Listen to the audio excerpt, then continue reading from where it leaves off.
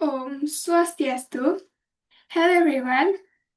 Thank you for the opportunity. My name is Nia Yubriartini with SIN 2413031022. Okay, today I will explain about the material molecular biochemistry and genetic engineering.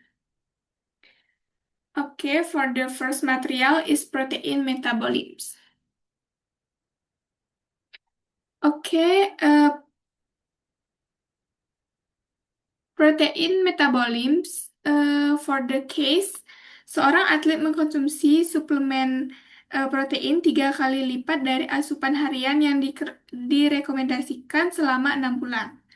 Oke, protein berlebih dipecah menjadi asam amino menghasilkan amonia atau NH3, di mana melalui proses transminasi dan juga deaminasi.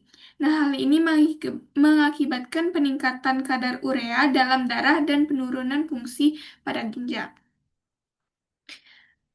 Nah, konsumsi protein yang berlebih ini meningkatkan metabolisme asam amino menghasilkan amonia atau NH3, di mana hal ini dapat menjadi racun melalui transminasi dan juga deaminasi. Di hati, amonia diubah menjadi urea melalui siklus urea dan diekstrak oleh ginjal dalam proses produksi. Urea yang berlebihan meningkatkan beban kerja pada ginjal, di mana hal ini dapat berpotensi menyebabkan hiperfiltrasi glomerulus atau peningkatan kadar urea dalam darah. Nah, hal ini dapat menyebabkan penurunan fungsi ginjal. Oleh karena itu, asupan protein harus sesuai dengan kebutuhan fisiologis, didukung oleh karbohidrat yang cukup, lemak yang sehat, dan juga hidrasi yang tepat dan pemantauan fungsi ginjal secara teratur.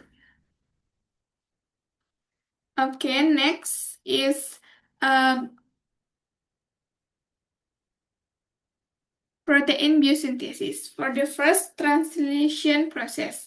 For the translation process, translation consists of initiation, elongation, and termination.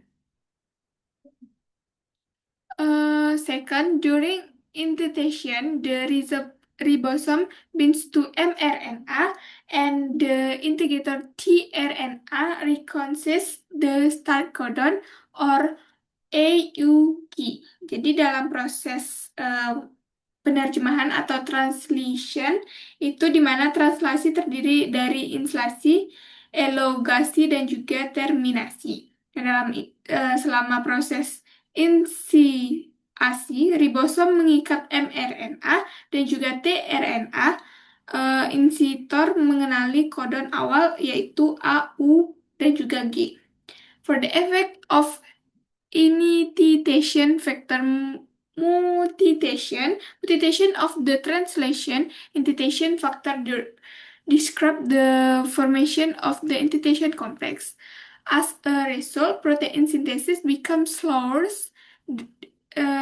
reducing the production of essential protein.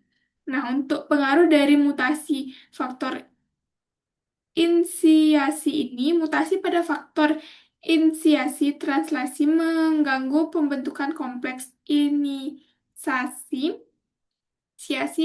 di mana hal ini mengakibatkan sintesis protein menjadi lebih lambat dan juga mengurangi produksi protein esensial. Nah, dampak or impact on cellular metabolism for the first, reduced protein synthesis degrades the production of enzyme, hormone, and structural protein. Second, consistently ATP production, cell growth, tissues repair, and immune function are impaired. Jadi dampak pada metabolisme selular ini adalah yang pertama, penurunan sintesis protein, mengurangi produksi enzim, hormon, dan juga protein struktural, di mana akibatnya produksi ATP, pertumbuhan sel, perbaikan jaringan, dan juga fungsi dari kekebalan tubuh itu akan terganggu. Next is amino acid biosynthesis.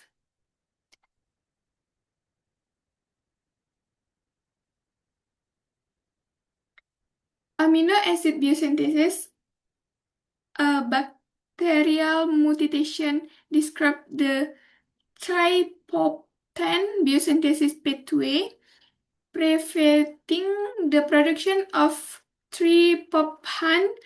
As a result, the bacterium become dependent on a external supply to tryptophan or auxitrop and could only grow in media containing this amino acid. This demonstrates that amino acid biosynthesis is essential for protein synthesis, metabolism, and normal cell growth.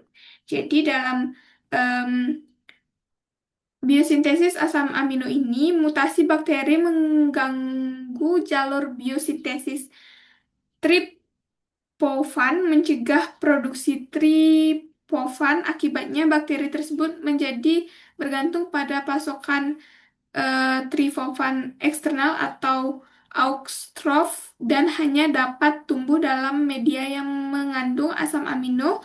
Hal ini menunjukkan bahwa biosintesis asam amino itu sangat penting untuk sintesis protein, metabolisme, dan juga pertumbuhan sel normal. Oke, next is asam amino acid degradation. Oke, transminase play a key role in amino acid degradation by transferring amino group from two alpha keto acid, which enter energy production pathway. A definition of transminase enzyme decrease asam amino acid metabolism, reduce ATP production, impairing nitrogen balance, and causing the accumulation of amino acid and toxic nitrogen compounds. Consequently, overall metabolism, disease repair, and normal body function are adversely affected.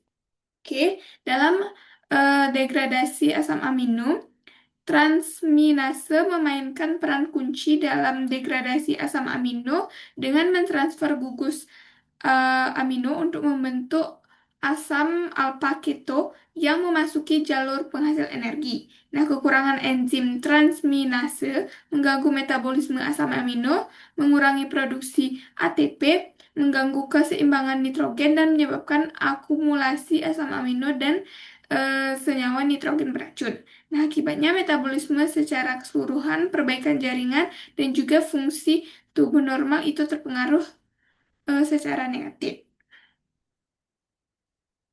Okay, next is urea cycle. Okay, a mutation in the ornithine transcriptase or OTC enzyme disrupts the urea cycle, preventing the conversion of ammonia into urea. A result, toxic asamino accumulates the bloodstreams or hyperammonia. High ammonia level can cross the blood-brain barrier, causing cerebral edema, impaired nutrition, sensing, coma, and if intricate, permanent brain damage or death. Jadi dalam siklus urea ini, di mana mutasi pada enzim ornithine transcarbylase atau OTC itu mengganggu siklus urea, mencegah terjadinya konversi amonia menjadi urea. Akibatnya amonia itu akan beracun, menumpuk di aliran darah atau biasa disebut hiperamonia, di mana kadar amonia yang tinggi dapat menembus sawah darah otak, menyebabkan edema cerebral, gangguan neurotransmisi, kejang, koma, dan juga tidak bisa diobati, jika tidak bisa diobati akan mengakibatkan kerusakan otak permanen atau bahkan kematian. Oke, next. Metabolisme purin or purin metabolisme. Nah, dalam metabolisme purin ini, nukleotida purin diuraikan menjadi hiposaktin dan juga saktin yang kemudian diubah menjadi asam urat oleh enzim saktin oksidase. Nah, asam urat berlebih itu menumpuk dalam darah atau biasa disebut dengan hiperuremia dan membentuk kristal di persendian yang menyebabkan penyakit gout sehingga mengurangi asupan makanan yang kaya purin dan menjaga hidrasi yang cukup dapat membantu menurunkan kadar asam urat dan juga mencegah eh, terjadinya gejala penyakit gout. Oke, selanjutnya ada juga metabolisme pirimidin atau em, pyrimidine metabolism. Nah, tidak seperti purin, pirimidin diuraikan menjadi beta alanin, beta aminois aminosobutrit, CO2, dan juga amonia atau NH3, di mana hal ini yang larut dalam air dan mudah dimetabolisme atau diekstraksi. Akibatnya, penguraian pirimidin tidak menghasilkan asam urat atau juga endapan kristal seperti di purin tadi, sehingga kecil kemungkinan menyebabkan gangguan seperti asam urat.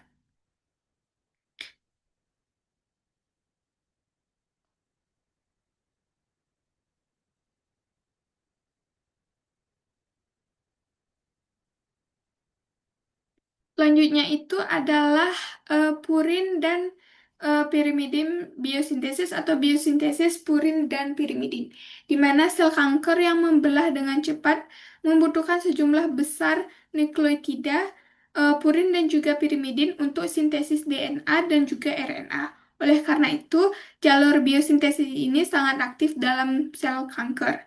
Nah, banyak obat kemoterapi di mana menargetkan enzim-enzim kunci yang terlibat dalam biosintesis nukleotida untuk mengurangi replikasi DNA, menghambat pembelahan sel, dan juga memperlambat pertumbuhan tumor. Oke, next. Next, DNA, RNA, and decentral dogma atau DNA, RNA, dan juga dogma sentral. Di mana yang pertama ini adalah positif virus RNA beruntai positif, di mana menggunakan RNA-nya secara langsung sebagai RNA pembawa pesan atau juga messenger RNA or mRNA. Setelah itu memasuki sel inang, RNA virus segera diterjemahkan menjadi protein oleh ribosom inang mengikuti dogma sentral tanpa memerlukan DNA seperti perantara. Yang kedua adalah negatif atau negatif sense RNA atau virus RNA beruntai negatif itu tidak dapat diterjemahkan secara langsung seperti positif atau virus positif RNA beruntai positif, di mana mereka itu terlebih dahulu menggunakan RNA dependent RNA polimerase atau biasa disebut RDRP itu untuk mensintesis RNA beruntai positif yang komplementer yang kemudian berfungsi sebagai mRNA untuk sintesis protein. Selanjutnya, pada retrovirus seperti HIV tidak mengikuti dogma sentral secara langsung. Mereka menggunakan enzim reverse transcripts untuk mengubah RNA virus menjadi DNA yang kemudian berintegrasi ke dalam genom inang sebelum ditranskripsikan menjadi mRNA dan juga diterjemahkan menjadi protein. Oke, next. Gen, genom, and plasmid. Pada materi selanjutnya adalah gen, genom, dan juga plasmid. Nah, plasmid adalah molekul DNA kecil yang berbentuk lingkaran yang bereplikasi secara independen dari kromosom bakteri. Nah, plasmid mudah diisolasi, dimodifikasi, dan juga ditransfer ke dalam sel bakteri sehingga menjadikannya vektor yang efisien untuk cloning gen dan juga produksi dalam protein rekombinan.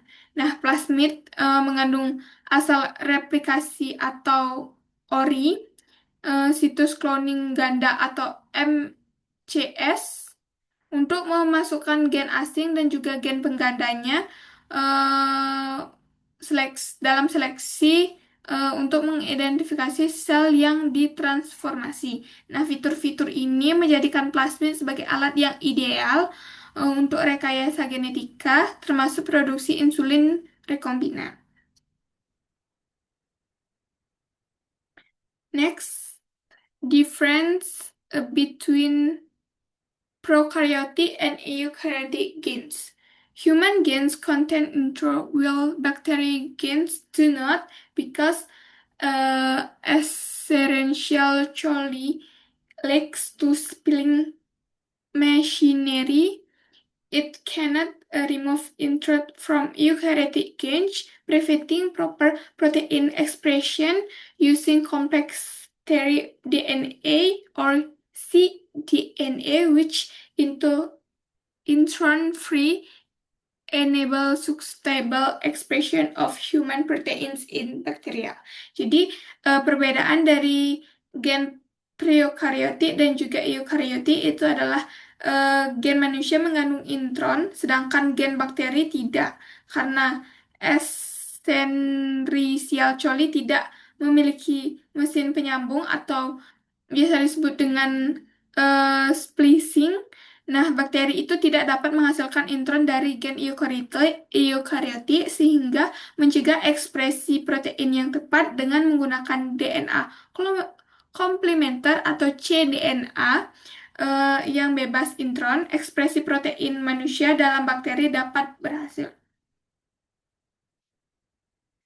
Okay, next PCR or polymerase chain reaction.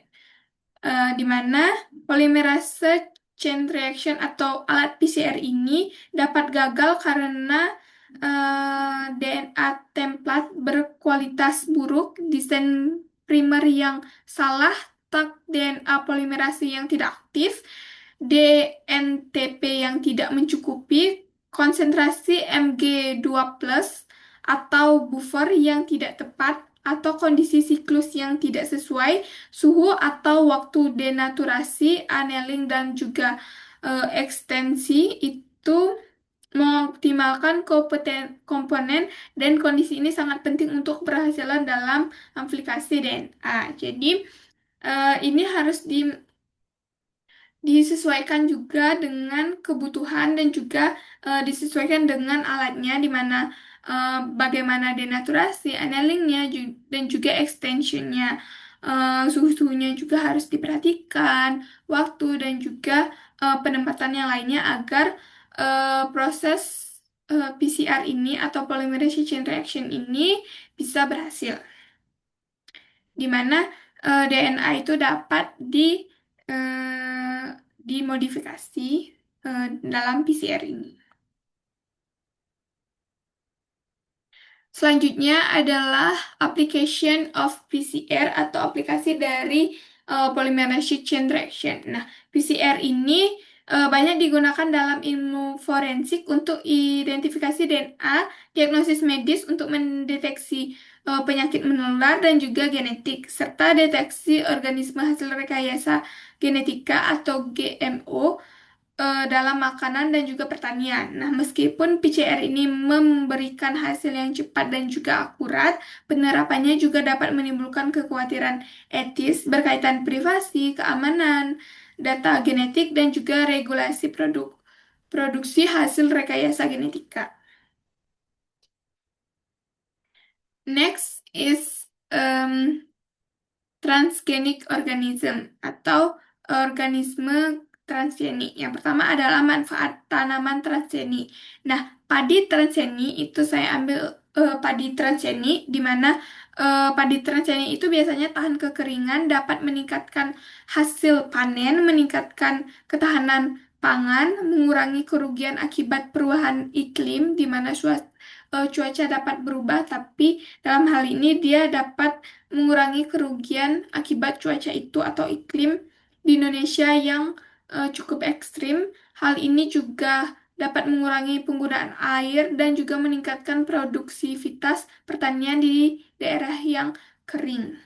Selanjutnya, resiko dan juga pertimbangan sebelum melakukan komperisasi, kompersalisasi, potensi resiko lingkungan, kesehatan, dan juga sosial ekonomi itu harus dievaluasi dengan cermat. Dalam hal ini, penilaian keamanan hayati, peraturan pemerintah, dan juga penerimaan publik eh, sangat penting untuk memastikan penggunaan tanaman transgeni ini yang aman dan juga bertanggung jawab untuk digunakan eh, secara global. Selanjutnya adalah transgenic organism.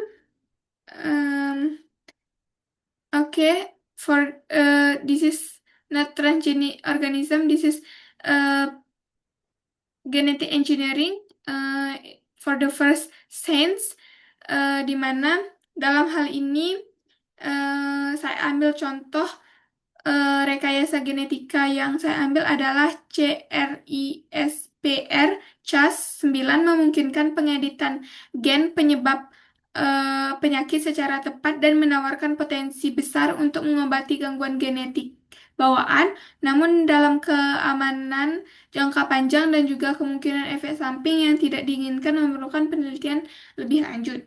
Selanjutnya, dalam hal etika, pengeditan embrio manusia menimbulkan kekhawatiran etis dan juga hukum, termasuk persetujuan terhadap informasi, martabat manusia, kesetaraan akses, dan juga potensi penyalahgunaan teknologi pengeditan gen. Oleh karena itu, regulasi yang ketat dan juga pengawasan etis sangat penting eh, dalam hal ini.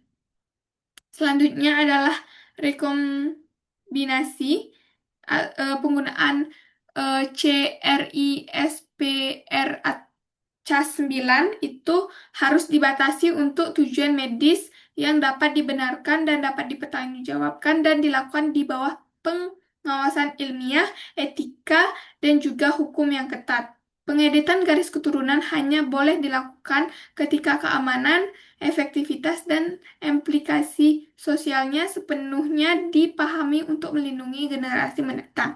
Jadi ini judulnya bukan transgenic organism, melainkan rekayasa genetika yang saya ambil contohnya adalah CRISPR Cas9.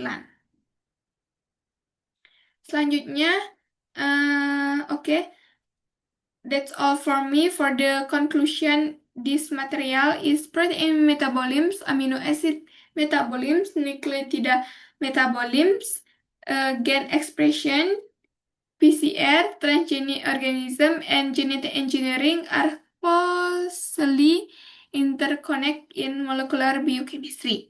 Understanding this process is essential for explain biological function, developing biotechnology, improving decision diagnosis and treatment, and addressing ethical challenge in modern life. Jadi, metabolisme protein, metabolisme asam amino, metabolisme nukleotida, ekspresi gen, PCR, organisme transgenik, dan juga rekayasa genetika itu saling berkaitan erat dalam biokimia eh, molekular. Memahami proses ini sangat penting untuk menjelaskan fungsi biologis, mengembangkan bioteknologi, dan meningkatkan diagnosis dan pengobatan penyakit, serta mengatasi tantangan etika dalam kehidupan modern seperti saat ini. Okay, that's all for my presentation. Thank you for your attention. I close with Parama Santi. Om Santi Santi Santi Om. Thank you.